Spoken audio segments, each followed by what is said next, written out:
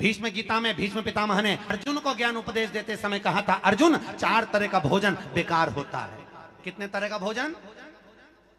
4 तरह का भोजन बेकार होता है। अर्जुन, पहला भोजन, जिस भोजन की थाली को कोई लांग कर गया हो वो नाली में पड़े हुए कीचड़ के बराबर होता है। भोजन की थाली को कोई लांग गया, वो नाली में पड़े हुए कीचड़ के बराबर है। दूसरे नंबर का भोजन, जिस भोजन की थाली में ठोकर लग गई, पांव लग गया, वो भोजन भ्रष्टा के बराबर होता है। तीसरे नंबर का भोजन, जिस भोजन की थाली में बाल पड़ा हो, केश पड़ा हो, वो दरिद्रता के समान होता है महाराज। और चौथे नंबर का भोजन, अगर पति और पत्नी एक ही थाली में भोजन कर रहे हो तो वो मदिरा के तुल्य होता है।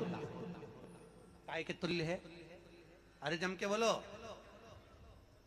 तो तुम्हारा क्या विचार है? भीष्म गीता कह रही पति पत्नी अगर एक ही थाली में साथ बैठकर भोजन कर रहे हैं तो मदिरा के तुल्य है। और सुनो अर्जुन, अगर पति के जीवने के बाद पत्नी उसी थाली में भोजन करती है, चारों धाम के तीर्थ के प्रसाद से बड़ा महाप्रसाद बन जाता है।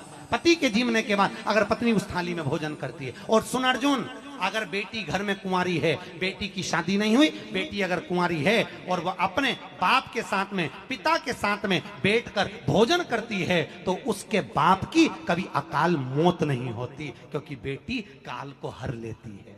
इसलिए बेटी जब तक कुंवारी रहे वो अपने पापा के साथ बैठकर भोजन करे, अपने पिता के साथ में बैठकर भोजन पाए, वो काल का हरण करे।